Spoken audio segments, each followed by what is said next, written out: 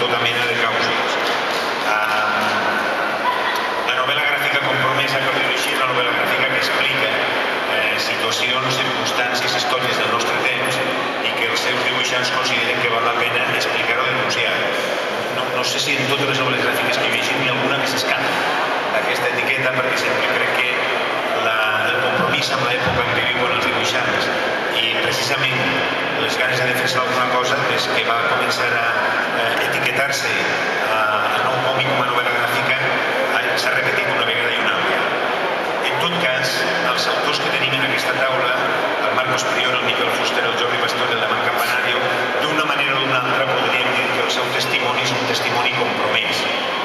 El Marcos, que començaré a presentar-los ràpidament, només per donar-los peu perquè ells puguen parlar, que és el primer de la meva esquerra, ha estat guionista amb dibuixants per a la Cúpula, en aquest cas Artur Díaz, amb Dani Diamo, Danicle, per a Norma. Però ell també, com a guionista i dibuixant, ha publicat les obres Fallos de Raccord i l'Año de los Cuatro Operadores.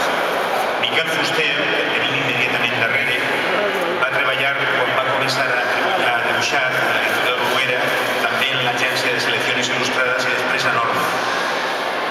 El Miquel, segurament més per desgràcia que per gràcia, ha estat després conegut i reconegut per la seva pròpia experiència vital, que va ser bastant dura, perquè una sèrie de circumstàncies el van portar a viure 15 anys al carrer i el van portar també a l'alcoholisme, diguem-ho clarament, i sense eufemismes. El 2003, gràcies a l'ajuda de la Fundació Reus, va deixar el carrer, va deixar l'alcohol i va començar a publicar. I el seu testimoni, a partir del 2007, s'ha anat concretant en una sèrie de llibres, en una sèrie de vivències que recullen precisament aquella etapa. Primer a Glenat, després 15 años en la calle, després amb dues entregues més, 15 años en la calle, Llorarás donde nadie te vea, i 15 años en la calle, Barcelona sin mí. Ara em comentava el Marcos i el Jordi que acaba de publicar una integral amb tots aquests llibres previs.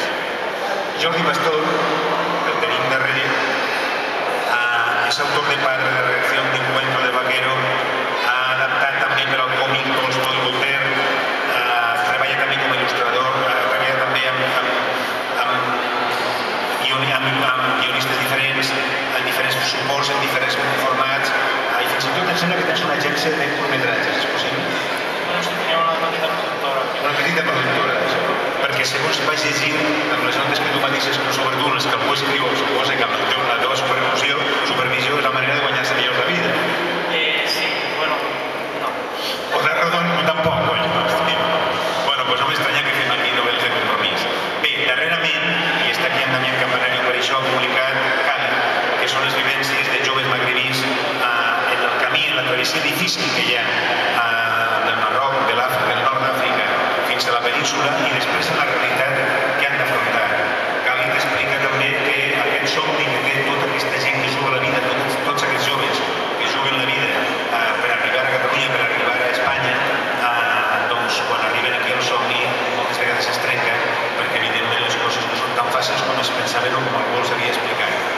El Damián Campanario, és pedagog, educador social, treballa en un centre de justícia juvenil, combina aquesta activitat amb una altra vocació, que són els guions de còmics. Jo l'havia conegut gràcies a l'adaptació de la novel·la Lágrimas de lluvia de Rosa Montero, i el Jordi també és autor d'aquesta obra, d'aquesta explicació sobre les